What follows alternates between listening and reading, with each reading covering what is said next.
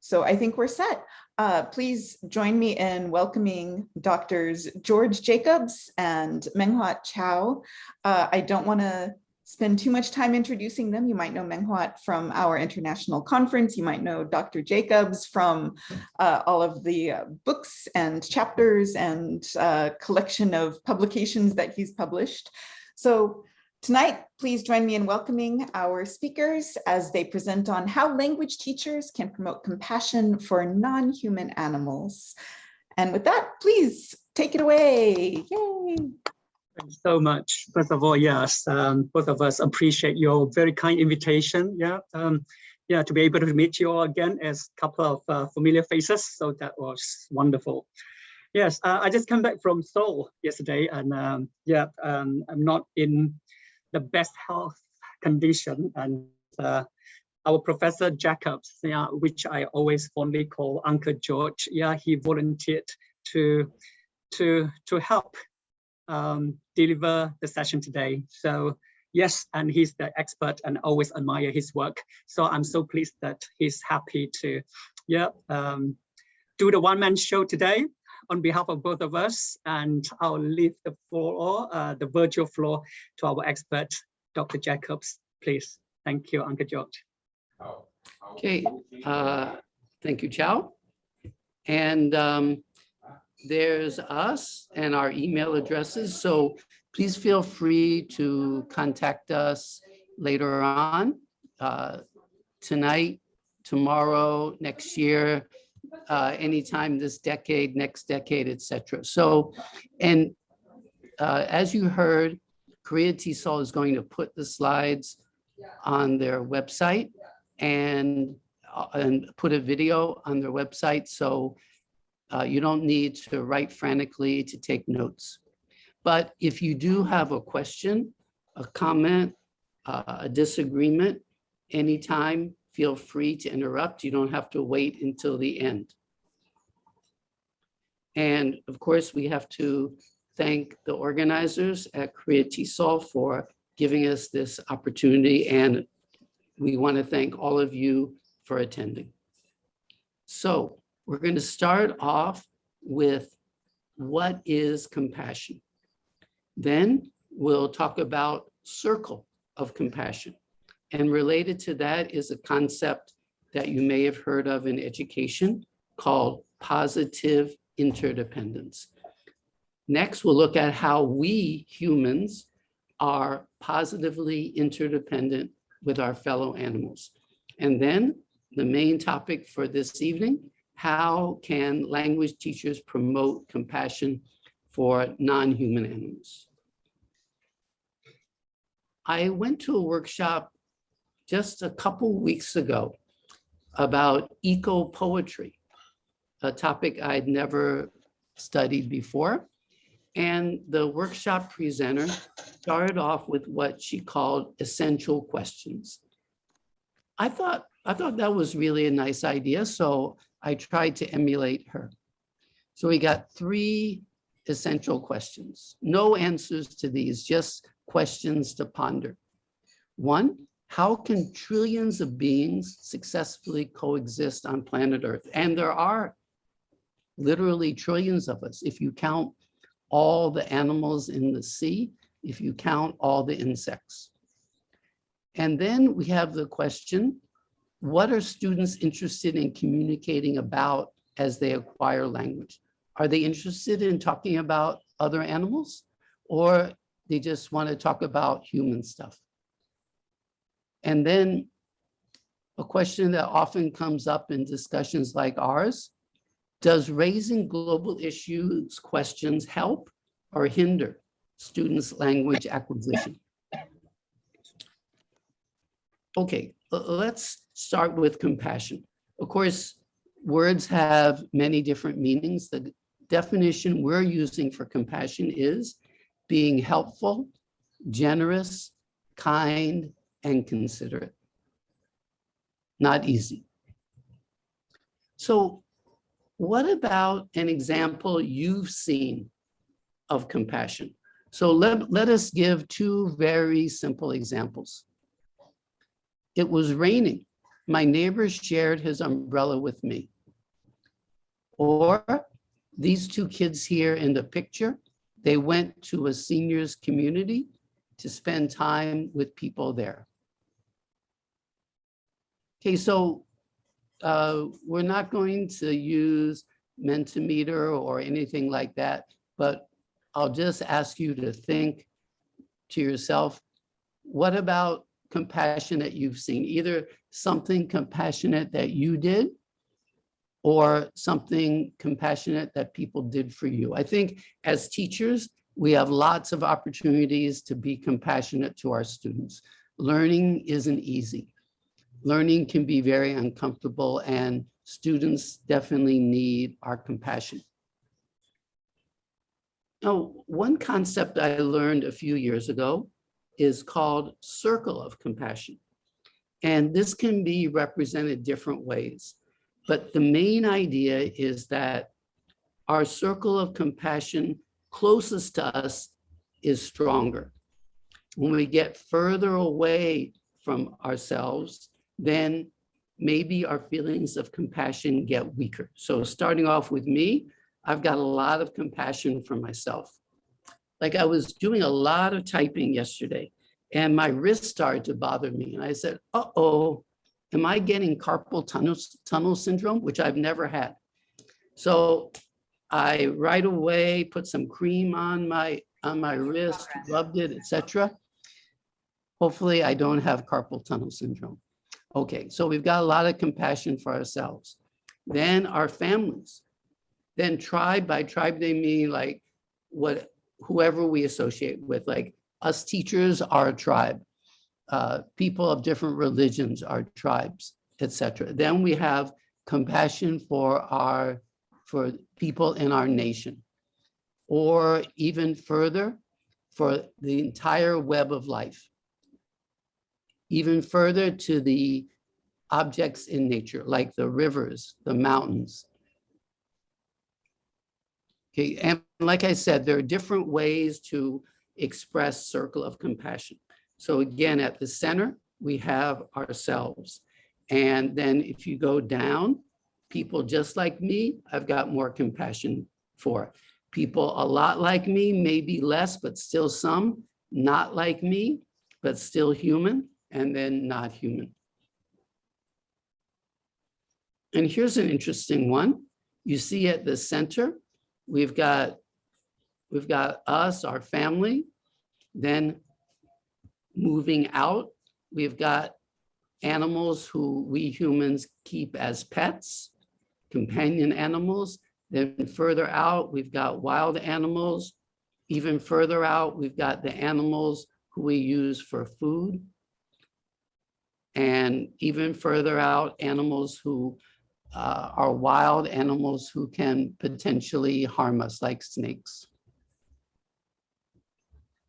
If you know about reflection, there's one of the famous names, John Kabat-Zinn. What he wrote was, we need to widen our circle of compassion to include all humans, all animals, and nature in all its beauty. So yeah, I think we want to consider whether we can expand our circle of compassion further. This is what Einstein supposedly said. There's lots of quotes from Einstein, but it's a little shaky whether he actually said them. Our task must be to free ourselves by widening our circle of compassion to embrace all living creatures and the whole of nature and its beauty. Okay, so that was compassion and then circle of compassion. Then we've got this term positive interdependence. I'm a big fan of cooperative learning. And so when I was getting the hopefully not carpal tunnel syndrome yesterday, I was typing some self-paced learning materials about cooperative learning. So yeah, so cooperative learning, I mean, positive interdependence is is central to cooperative learning, and it relates to not just to education, but to our whole view of the world.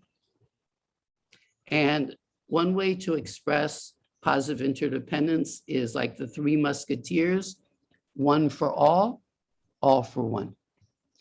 Now, looking more generally at interdependence, there are three types. And the key to understanding interdependence is that it's subjective. It's a perception. It's about correlation. So if I perceive that Meng Huat's outcomes are similar to mine, what's good for him is good for me, then I feel positive interdependence towards him. If he gets sick, then he doesn't show up, no one to introduce me, no one to check through the slides, make sure no typos, etc. So if it's bad for him, it's bad for me. If it's good for him, it's good for me. But too often in life, people perceive negative interdependence. What's good for you, bad for me. Bad for you, good for me. So that promotes competition. And then other times we just don't care. No interdependence. We don't see any correlation. Somebody on the other side of the world, some animal living in the street, got nothing to do with me. So I feel no interdependence towards them. So what we want to do is promote positive interdependence among the students in our class, among the students and other people at our school, throughout the world with other people, and maybe also with other animals. The example I like to use is a sports example. So I'm playing badminton, I'm playing doubles, and my partner helps me improve my backhand. That's good for me, but it's good for my partner too, because now we have a better chance to win. And if I twist my ankle, that's bad for me. I can't run, I can't jump as well, and bad for my partner too. So that's the positive interdependence. We sink or swim together. Okay, like I said, it's subjective, not objective. Like, for example, in Singapore, which is where I live, every so often we get haze. And the haze comes from forest fires in Indonesia. And it makes people in Singapore as well as Malaysia angry at Indonesia. And they urge the government to do things to punish Indonesia for allowing these forest fires that cause the air pollution in Singapore. So they feel that we're negatively interdependent with Indonesia. But actually, we're positively interdependent because the Indonesians, are suffering even worse because that's where the fires are.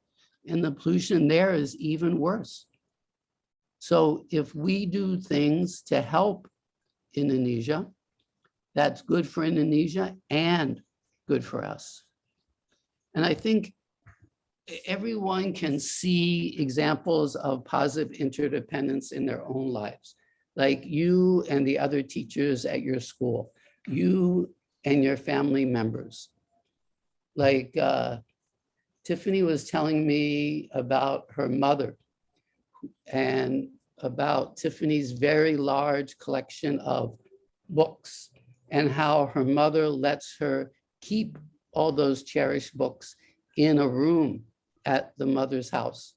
So it's good for Tiffany that her mother has a house big enough to devote a room to all the many, many books that Tiffany has. So good for the mother, good for the daughter. One question I always like to ask teachers is, what about your students? Do your students feel positively interdependent with each other? Or do you think it's more negative interdependence? For example, in Singapore, classes, the students are ranked, like who's number 1 in the class, who's number 27. So if one student does poorly, that gives other students a chance to move up. So what about your students? Do you think that predominantly they feel positively interdependent with their classmates, negatively interdependent, or they don't feel any form of interdependence and they don't see any relationship between the outcomes of themselves and of their classmates? Like I said, anytime you want to interject, feel free. You can use the chat, or you can raise your hand and Chau will call on you. Okay, so we've got this possibility of feeling positively interdependent with the other animals. And if we do, then we're more likely to include them in our circle of compassion. So let me give some examples of how we and the other animals sink or swim together. In other words, why it is that our outcomes are positively correlated. And yeah, so we start number 1, chronic disease. I think the research is quite clear that when we eat food from other animals, meat, fish, eggs, dairy, we increase our risk of chronic diseases. Now, it doesn't mean we're guaranteed to get them. It doesn't mean if we don't eat those foods that we won't get these chronic diseases, but it's a matter of risk.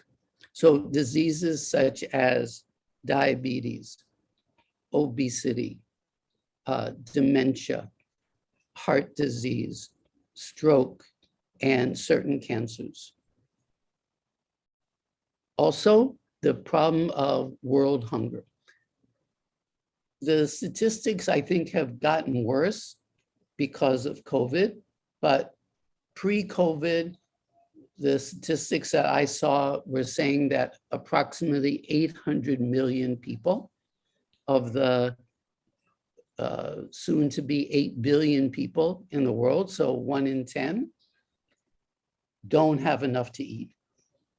And there are many reasons for that, but one of them is the inefficiency of eating meat, because we have to feed many kgs of food to the animals, the pigs, the chickens, the cows, etc., to get just 1 kg of meat. So because of this inefficiency, we have to cut down more rainforests. We have to use more water, more fertilizer to grow the crops. We have to use more fossil fuels to transport the plants to where the animals are, and then after the animals are slaughtered, to transport them to the supermarkets, etc. Then there's the issue of pandemics. What some of you might not know is that most of the pandemics that we've suffered, going all the way back to the bubonic plague, to the Spanish flu of 1918, 1919, is that these were zoonotic diseases. Zoonotic means that they're transmitted from other animals to humans.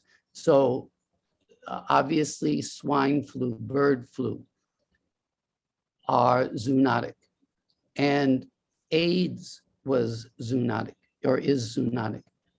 There's disagreement about the cause of COVID, and it's highly political. I don't know if we'll ever have a consensus, but there's certainly reasons to believe that COVID also could be zoonotic. Then the environment. Partly due to the inefficiency of eating meat that was mentioned earlier, it means that we have fewer trees. And you know, trees soak up the carbon dioxide. Whereas when we cut down forests to grow plants to feed to animals, we have fewer trees, and the trees that are cut down or burned down release greenhouse gases. So here's a little bit about the chronic diseases. And you'll notice the website, the URL near the top of the page. That's my go-to source for information on nutrition, on health, including pandemics. So it's free, lots and lots of information on so many different health topics. It's very searchable. And also everything is research-based, and the sources, in other words, the studies used, are mentioned there. So you can follow up yourself. And here's about world hunger. The ratio is different for different animals. Beef is probably, cows are probably the worst in terms of how much food they need to produce 1 kg of meat.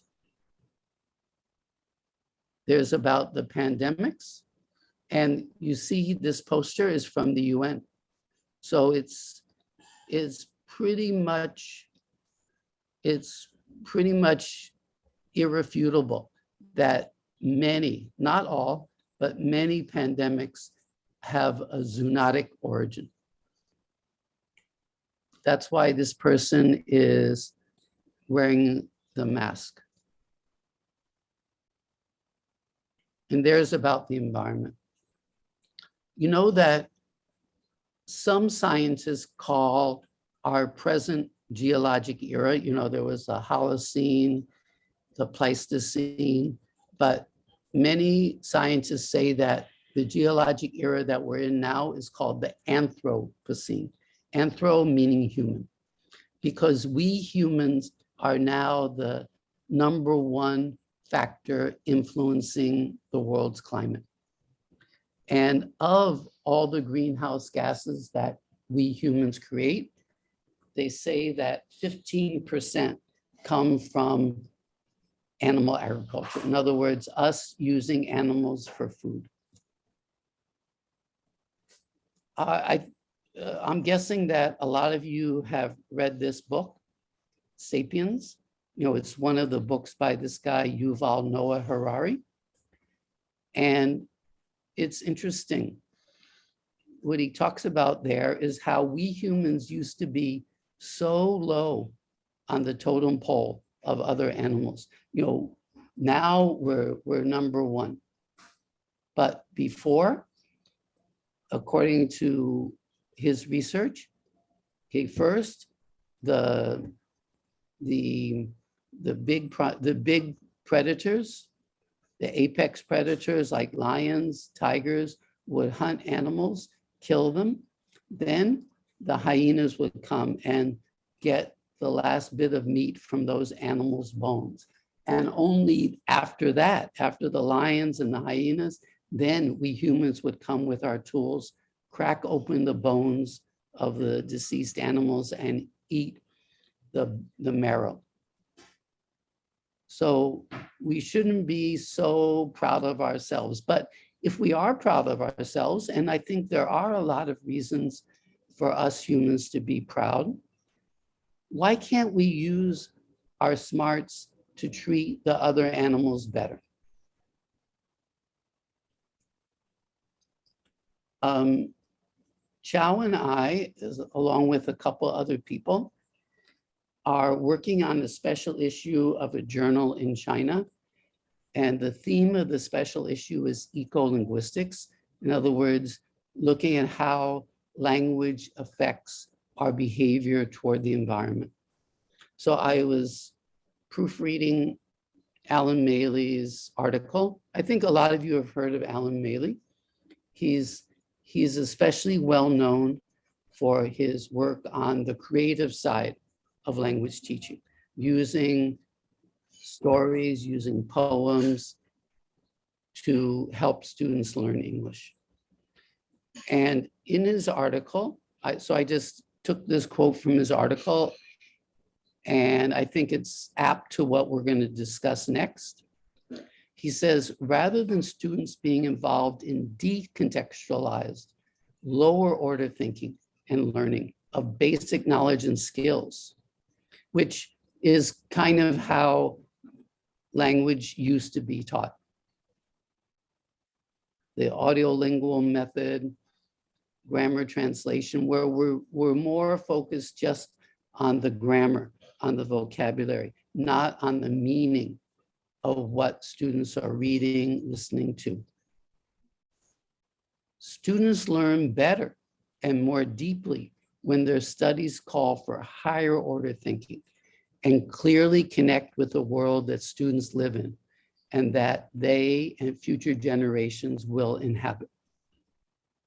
So I think what Professor Maley is saying is that we need to try to bring in other subjects that will require this higher order thinking, will require these connections to the world in general. And Alan did this in a book that he co-authored. So a lot of you have probably heard of the United Nations Sustainable Development Goals. So he and someone named Nick Peachy wrote or edited a book of lesson plans. Because there are 17 sustainable development goals. So they have one lesson for each of the SDGs. And to start the book, Alan wrote a poem called Teacher. And this is a poem for two voices. The lines in bold are the voice of a skeptical person who thinks that language teaching should be done in the old-fashioned way. And the normal font is Alan's view. So let me go ahead and read it for you after I get a little drink of water.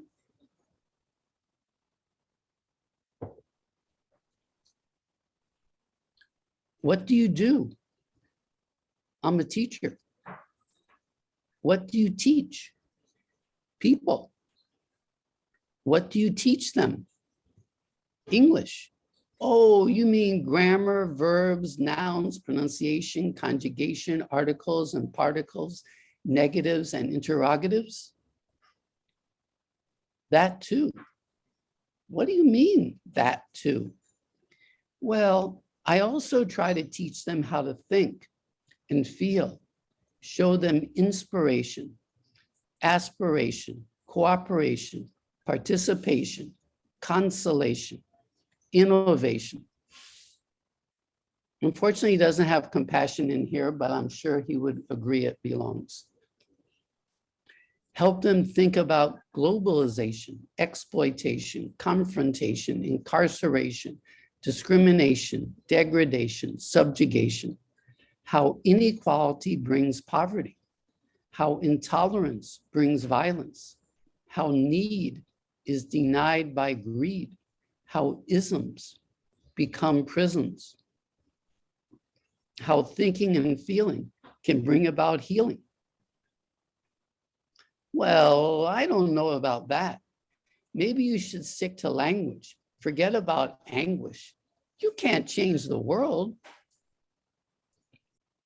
But if I did that, I'd be a cheater, not a teacher.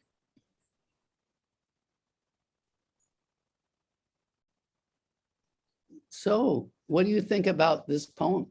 I think it's a very oft discussed topic.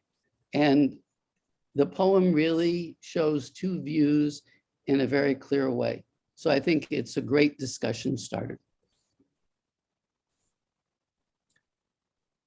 So what we're talking about now is how we can take action.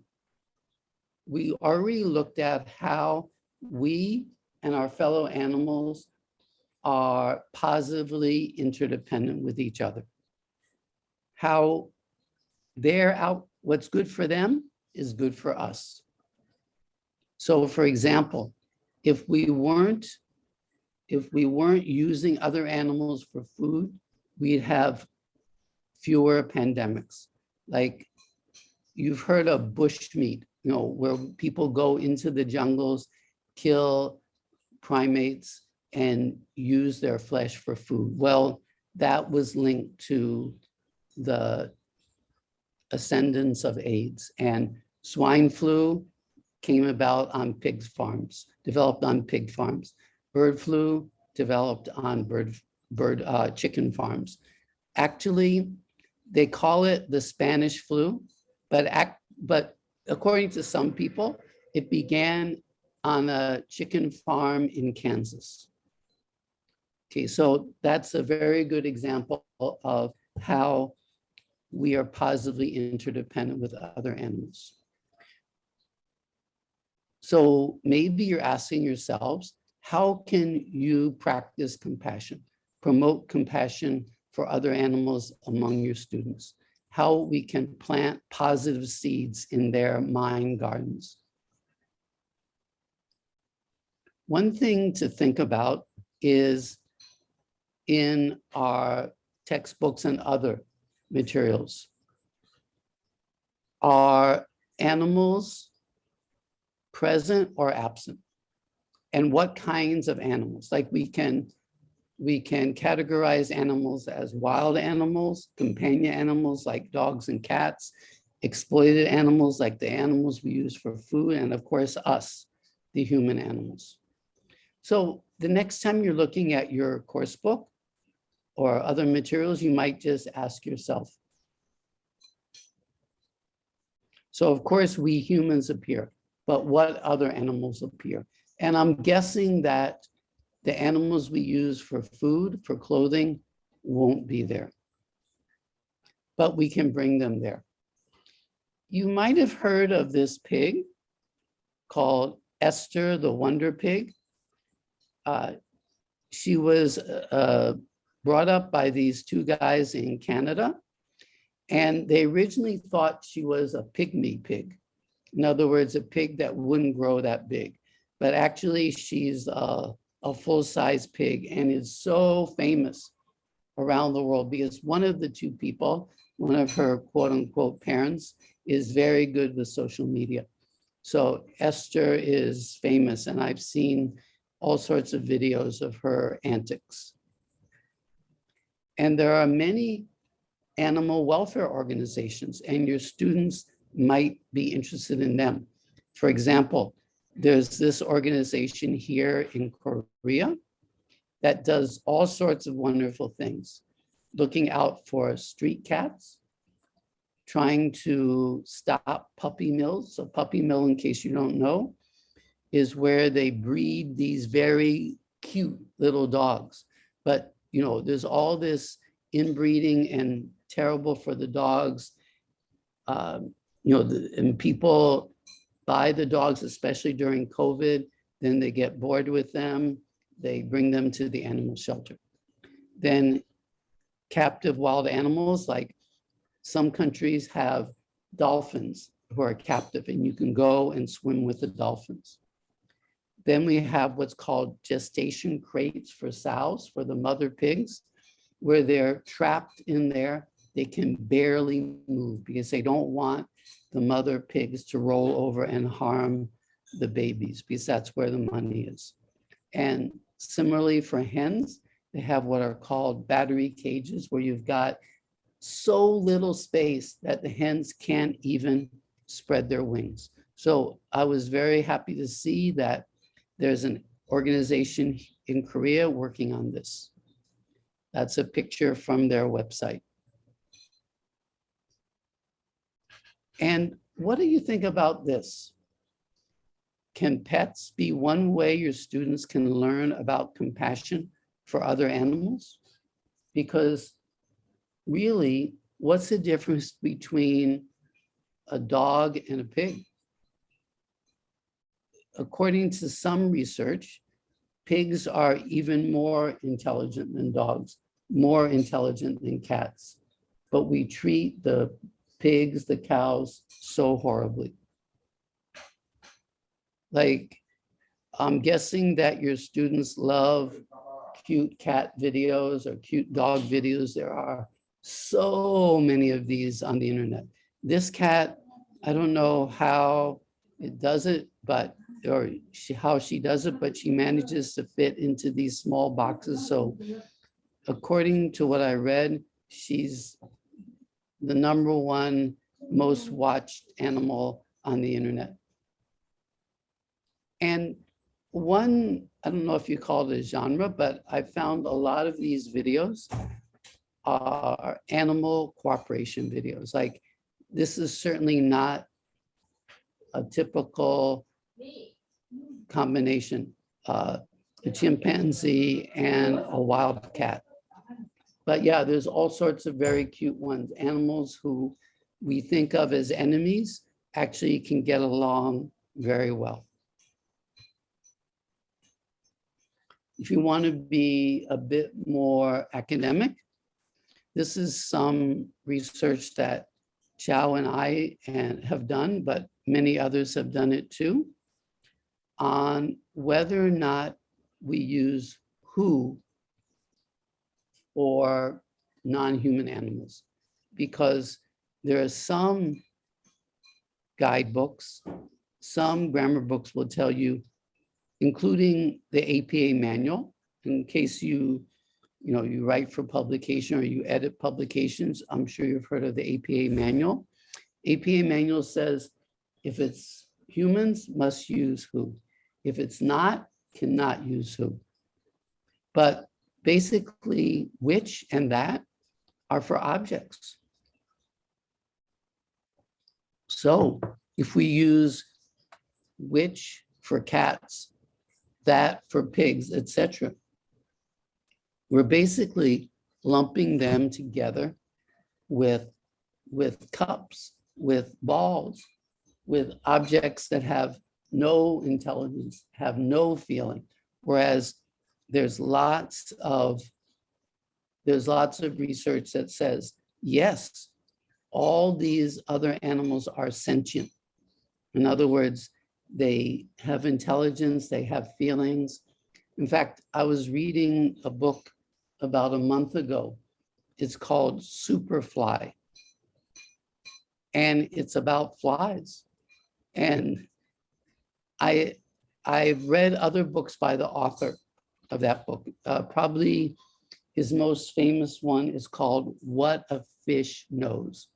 And that's about the intelligence and family ties, etc., of fishes. So I was very curious, is he really going to make an argument that flies are intelligent, that flies have feelings? And he does, and he backs it with research. So yeah, so Superfly is the name of his latest book. What a Fish Knows is, I think, 2019. And then there's the whole issue of specious language. And I know that a lot of teachers like to teach idioms.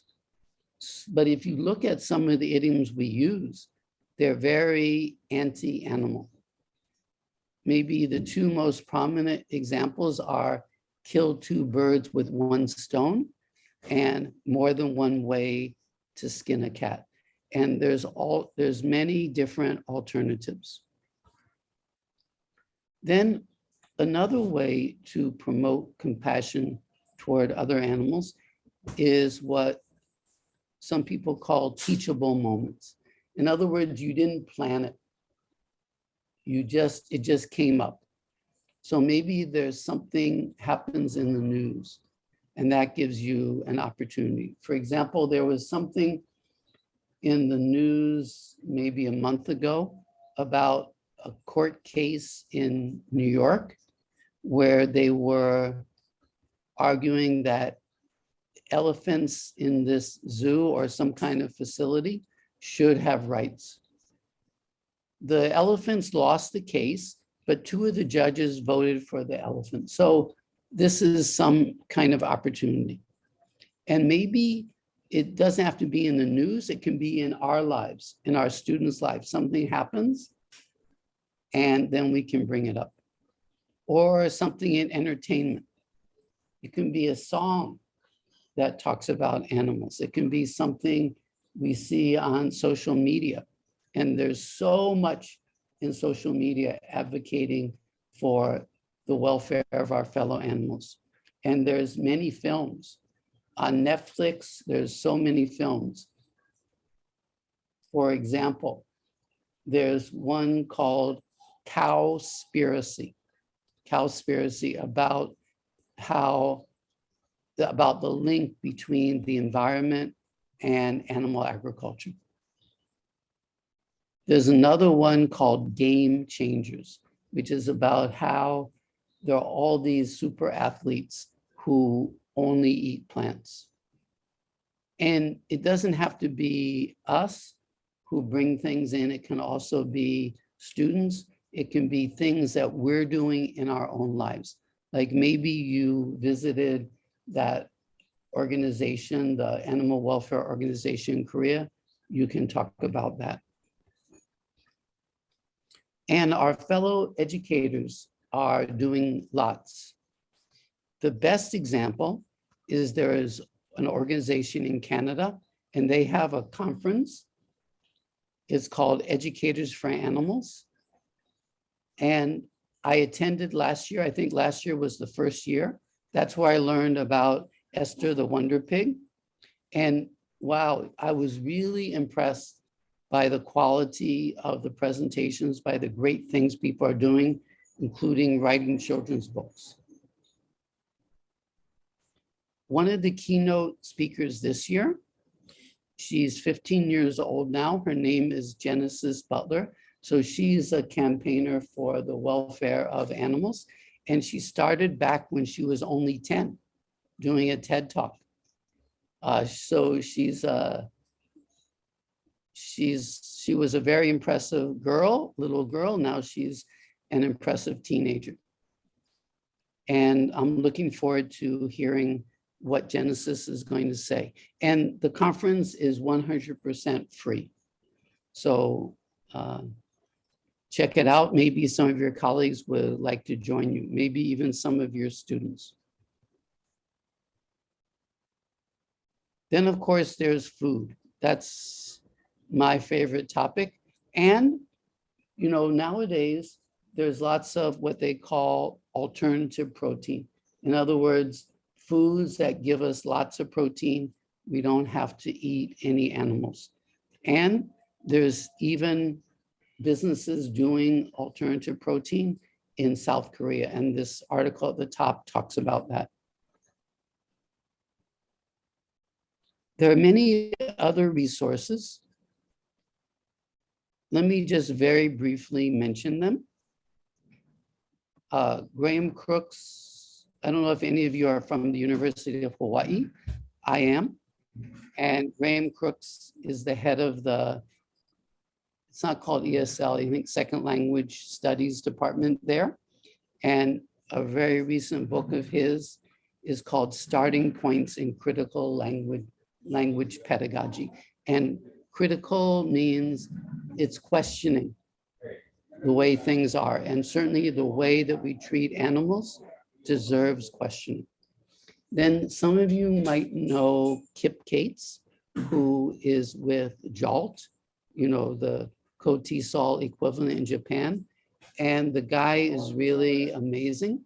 For 20, maybe even 30 years, he's been putting out this newsletter, Global Issues in Language Education. And he goes, he looks, finds all these resources and puts them together in the newsletter. Then I mentioned Alan Maley before. And if you want to try your hand at creative writing, he's starting a creative writing book for teachers. And he also did a book of poetry about the war in Ukraine and things in general about peace between humans and peace between humans and our fellow animals. Then if you want to find plant-based food, there's these two websites that have sources all over the world, Happy Cow and A Billion. And I mentioned before about eco-linguistics, and there's an eco-linguistics association with lots of resources and a book. I understand that Aaron Stibbe, who is the convener of the Eco-Linguistics Association, was in Korea earlier this year. And Aaron's got a fantastic book, Stories That We Live By. And he and his colleagues developed a course based on that book. It's a free course. And my linguistics isn't very good, but I had to read the book a few times, but each time I understood it better and better. So just to conclude, on the picture on the left is something called an animal sanctuary, where people take in animals who were intended to be killed for food, and they let them live out their natural lives in a peaceful, familiar setting. And then I think almost everyone has heard of Billie Eilish. I'm personally not a fan of her music, but I'm a fan of what she and her parents do. They show compassion, not just for other animals, but for human animals, because they use plant-based food to feed hungry people in Los Angeles and other places. Okay, so I'll end there, and I warmly welcome your questions, your comments, your disagreements, etc. Thank you for your attention. Yes, a note to add. Now I hope everybody knows why I have happily kept quiet. So we have got the real good opportunity to listen to the expert. Thanks so much, Uncle George. Right, we welcome questions. Yes, if there are any.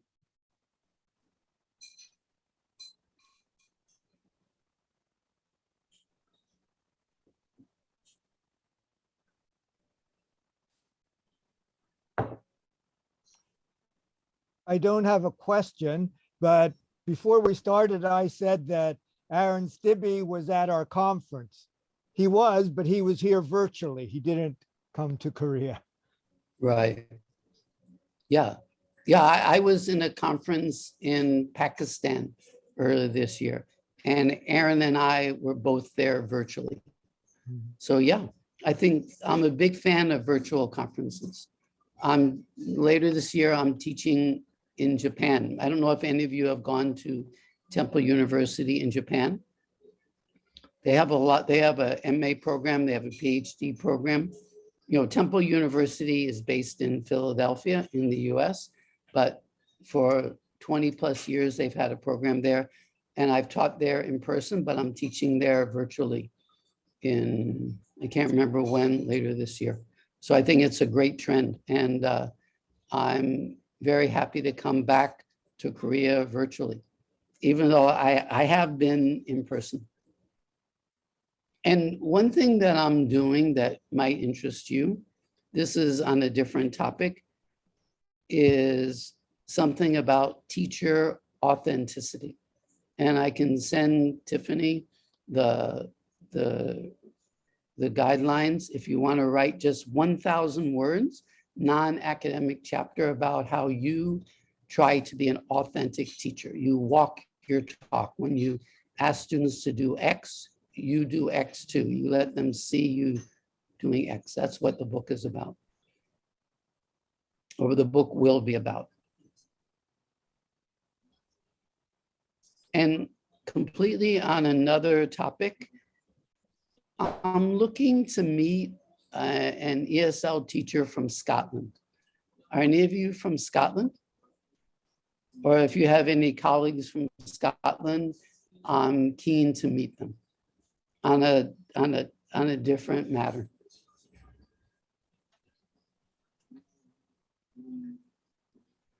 No, sorry, James was unfortunately not. asking a question. Please. I think James had a question in the chat. Where do we send the writing you were talking about? The 1,000 non-academic?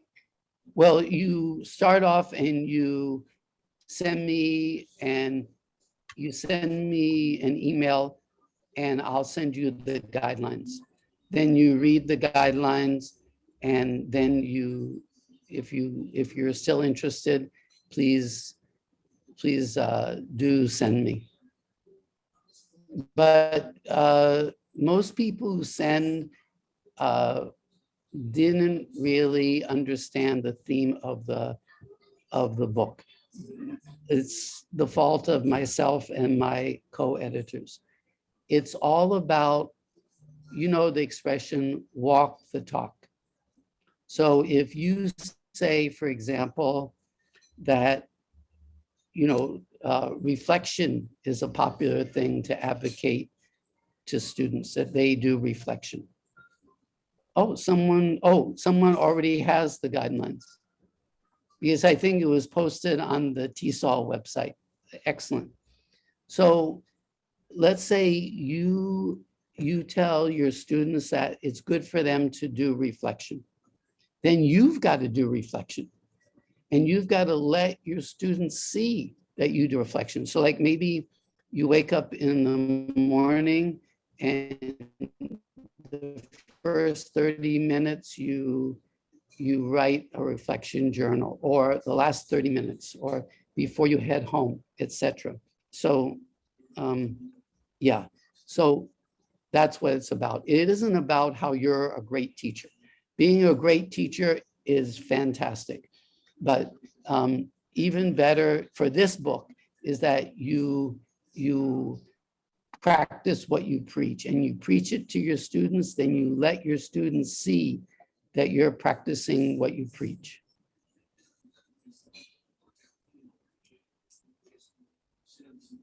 Lindsay, sorry for messing up your name. Okay, yeah.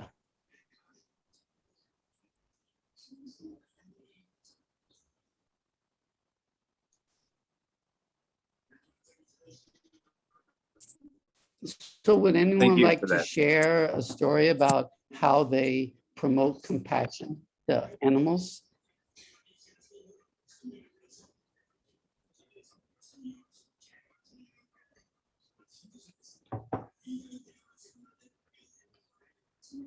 Actually, if you don't mind, we were just going over relative clauses a couple of weeks ago in my class, the who, that, which relative pronouns you were talking about. And we actually discussed about how in some grammar textbooks, the students saw animals can only be referred to as that or which, and then other textbooks, who, that, or which, and then other textbooks again, who or that.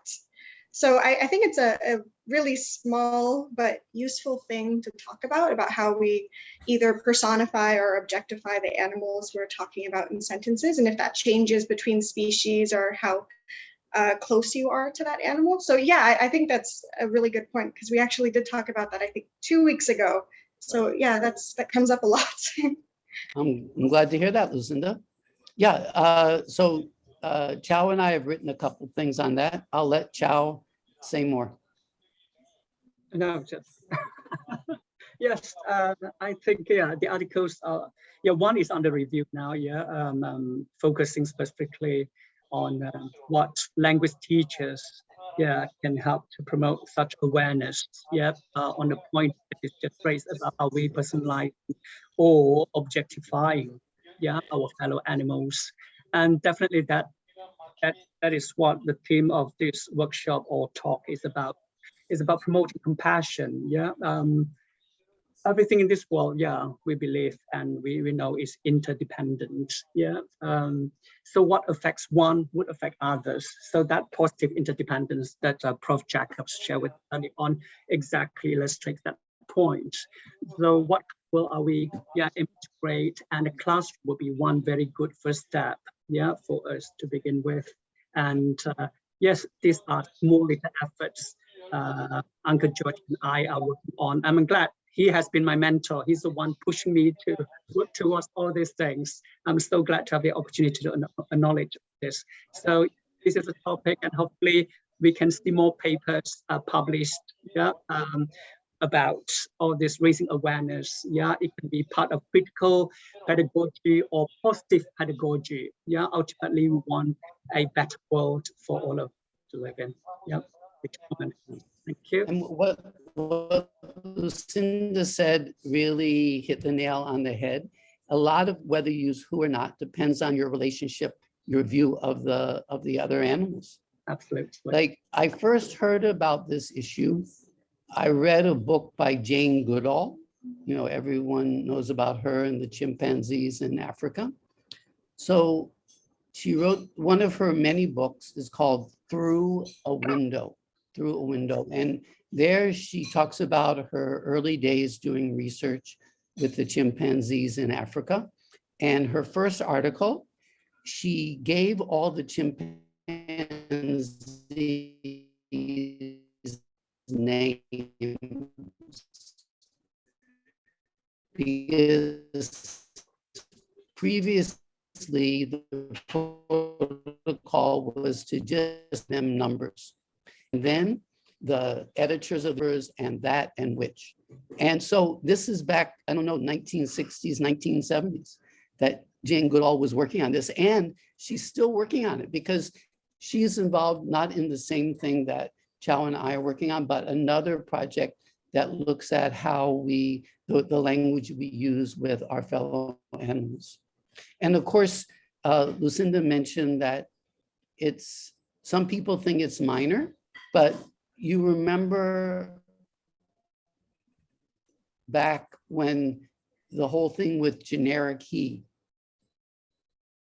we say a doctor should take care of his patients, not doctors should take care of Miss, M-I-S-S, and Ms., a lot of nonsense. When I wrote to the leading English language newspaper in Singapore and urged them to change their policy, because now, you know, they still say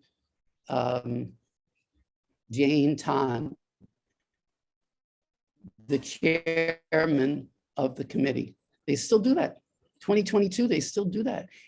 But 20 years ago, I wrote to the editor and he said, no, we're not going to change. All you're talking about is silly Americanisms. So I don't think it's silly. I don't think it's the number one thing. If you ask me what's the number one thing you can do to help animals, I wouldn't say change your pronouns. But I would say, yeah, it can help. And pronouns are so interesting nowadays. So interesting. Like, you know, there's like, okay, like a personal example, I have a family member who's transitioning from male to female. And so I got an email from her, and her pronouns are she and EY, not they, but EY. So I asked her, I said, what's EY? And she said, yeah, it's a thing. She explained it to me, but I have to confess I didn't understand it.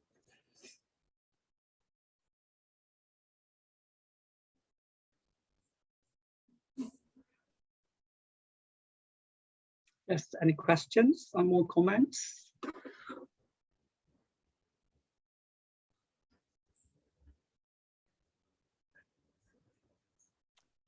Talking about pronouns, I do a lot of editing for our journals and proceedings and things. And I find that a lot of people, when they're writing, referring to other people, they don't use who, they use that. And, that's going in the opposite direction of what your presentation was. Yeah, I'm aware of that, and I'm glad that you brought that up, David. But I think no one, or seldom is it that we're using that or which with humans in order to claim that they're objects. But with other animals, we certainly are. And in addition to that in which, there's also it. Like sometimes we use it to refer to little babies, human babies, but otherwise we don't use it with other humans, but we often use it with other animals. Yeah, the idea I think is really about how conscious, what kind of conscious living we are aiming to live.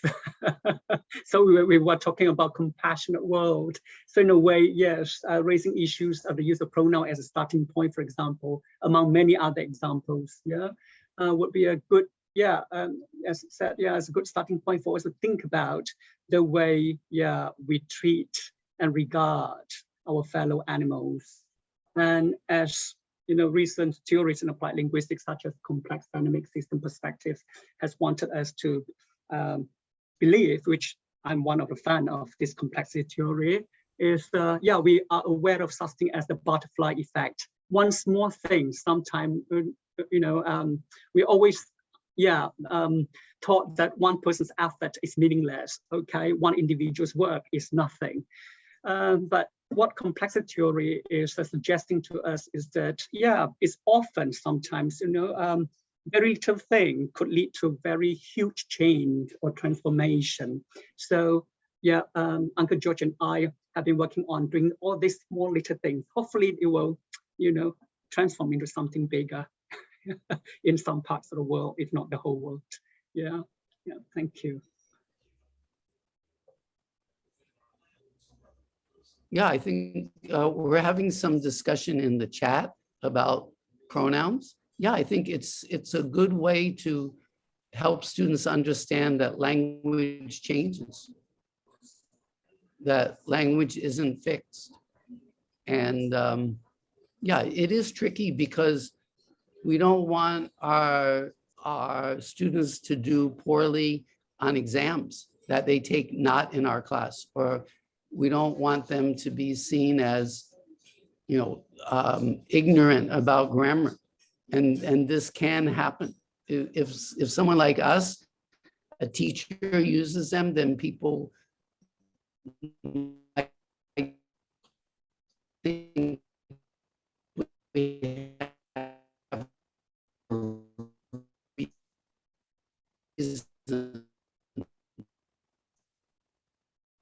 good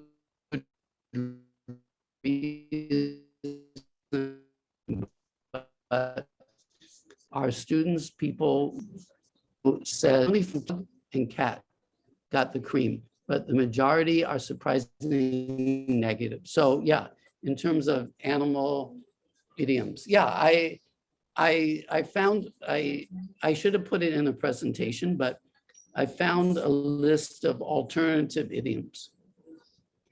Like instead of kill two birds with one stone, feed two birds with one bowl, or something like that. So now I try to use these alternative idioms instead. But I think a good piece of research. So I encourage Catherine to follow up on that and let Chau and me know about it. Maybe we can assist.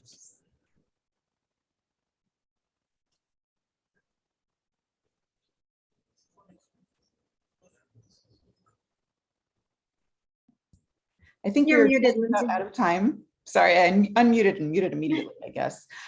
Please join me in thanking our outstanding speakers for a very interesting, very relevant, and applicable in many different avenues of life presentation. So thank you so much. We really appreciate it.